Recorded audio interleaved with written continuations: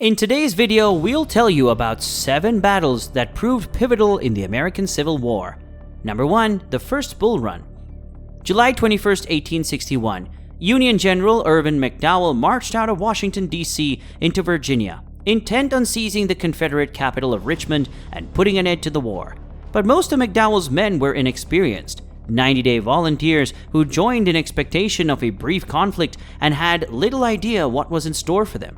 They came up against a force commanded by General Pierre G.T. Beauregard, which was defending a critical railroad junction at Manassas, Virginia. When McDowell's forces attacked, the Confederates initially were driven back, but reinforcements soon arrived, including a brigade led by then Brigadier General Thomas J. Jackson, who would earn the nickname Stonewall for his tenacity in holding ground. In the war's first major battle, Union forces were routed, with an estimated 2,896 killed, wounded, missing, or captured. The victorious Confederates suffered 1,982 casualties of their own.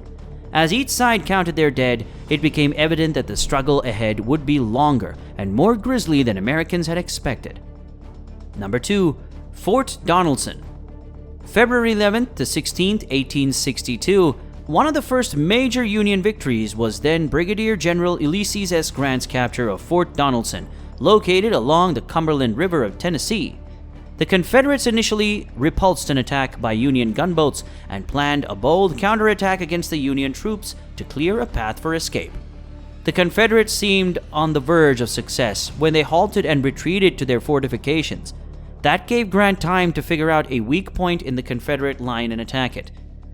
Confederate generals Gideon Pillow and John B. Floyd fled, leaving behind 13,000 soldiers who waved a white flag above their fortifications.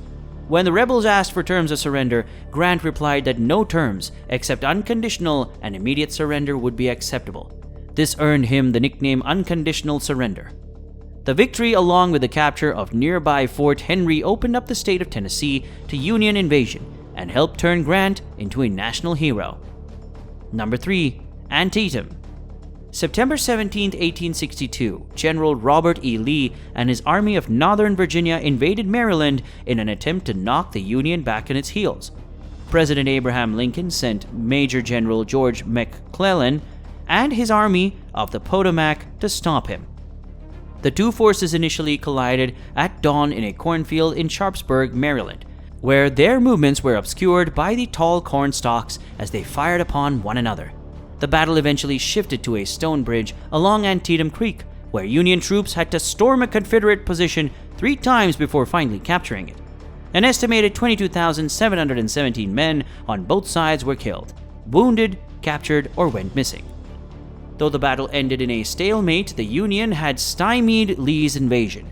That gave Lincoln enough confidence to issue the Emancipation Proclamation, which redefined the Civil War from a struggle to preserve the Union to one focused on ending slavery.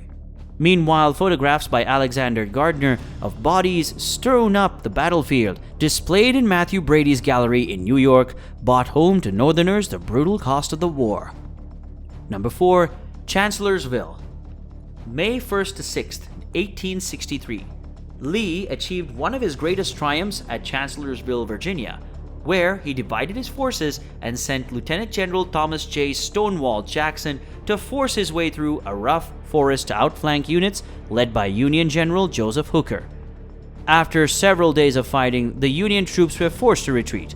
By the end, Hooker had suffered more than 17,000 casualties to Lee's nearly 13,000. It was a decisive victory for Lee and the South, but it came at a high cost. Among Lee's casualties was Jackson, one of the most capable Confederate officers. Jackson was wounded by friendly fire and died 4 days after the battle. Number 5. Vicksburg. May 18th to the 4th of July, 1863. Confederate President Jefferson Davis saw Vicksburg, Mississippi, a fortress port and railroad hub along the Mississippi River, as the nailhead that holds the South's two halves together. That made it imperative for the Union to take what was known as the Gibraltar of the Confederacy. In mid-May, Grant sent his forces to attack the city several times, but they were unable to penetrate the Confederates' defenses. that forced him to settle into a long siege, in which he bombarded Vicksburg with artillery and fire from Union gunboats, and forced Confederate defenders and the civilian population to endure hunger and illness. Many hid in man-made caves dug under the city. In June, Grant tried one last assault, deploying miners to tunnel under the Confederate fortifications and to plant explosives that carved out a 12-foot deep crater. But the Union forces were unable to advance out of it and had to retreat. By July, Confederate Lieutenant General John C. Pemberton and his 29,000 men couldn't hold out any longer and had to surrender to Grant. The victory gave the Union control of critical supply line of the entire Mississippi River, and the Confederacy was split. Number 6.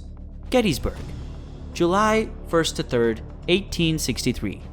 Lee again invaded the Union in the summer of 1863 in hopes that he would beat the Union on his own soil, threaten Washington, D.C., and force Lincoln to agree to a peace treaty. With Virginia devastated by the war, he also desperately needed supplies for his soldiers.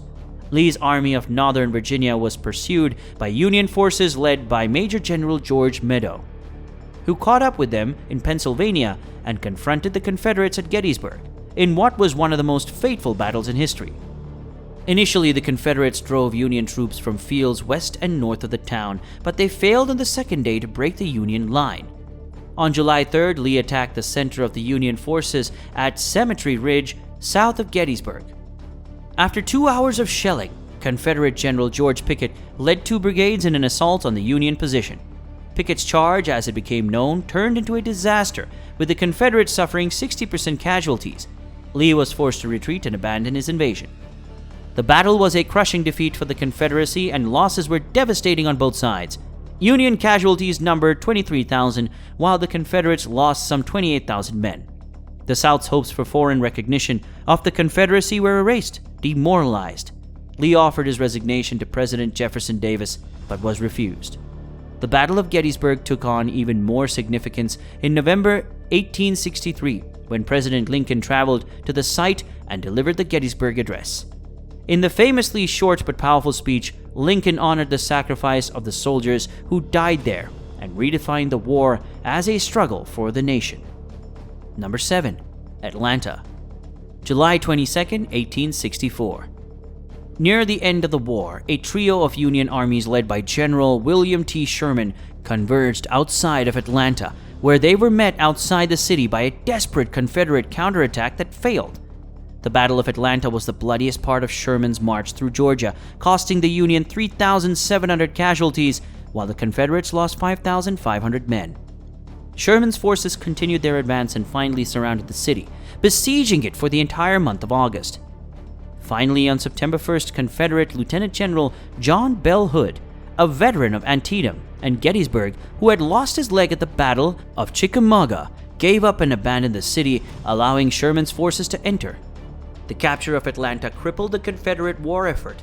For Lincoln, who faced a difficult election in 1864 against one of his former generals, George B. McClellan, the victory provided a lift at the polls, helping him win and pursue the war to its conclusion. That was all from us today. If you liked the video, make sure to subscribe to the channel. We will see you next time.